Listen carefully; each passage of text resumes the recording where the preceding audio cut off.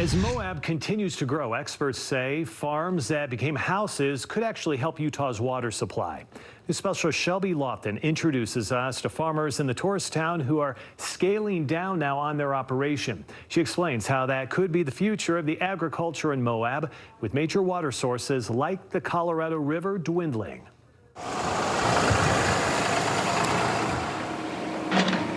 We have some nice neighbors up there, but we don't have any agriculture up there.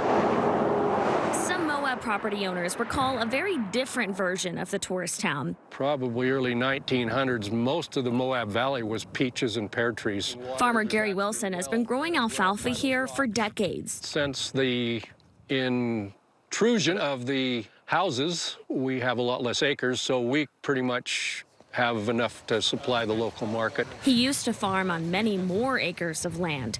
He says a lot of Moab farmers are selling theirs and moving on. Why are we farming property that's worth $500,000 an acre?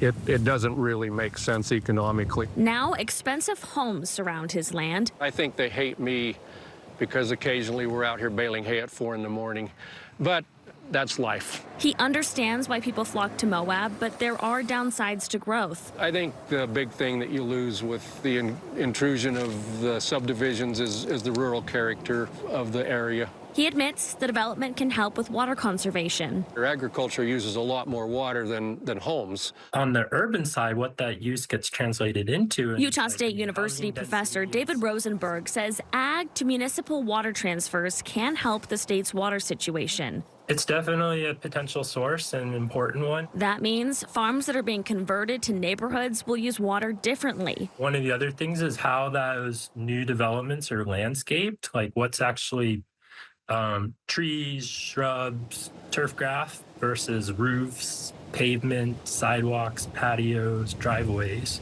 Some developing communities will rely on water previously used in farming practices like irrigation.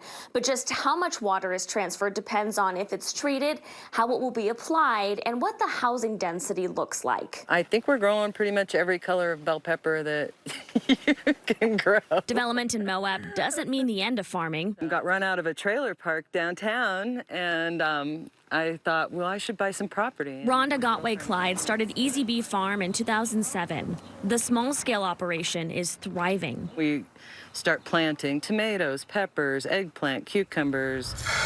She helps feed the community while being water efficient. That's what we fill our buckets with. You have to build a soil network. What I did in some of these fields was use the overhead sprinklers and planted 3 or 4 crops, they call them green manures, over the course of the season. Then I would either cut it and then have the tractor come and incorporate it into the soil. Farms like hers could be the future for this rapidly growing Utah town. It's a tourist town. It's a beautiful place to live. In Moab, Shelby Lofton, KSL 5 News. All right, Shelby, thank you. And this story was done in partnership with KUER. You can learn more about the Colorado River Collaborative on our website, and that's ksltv.com.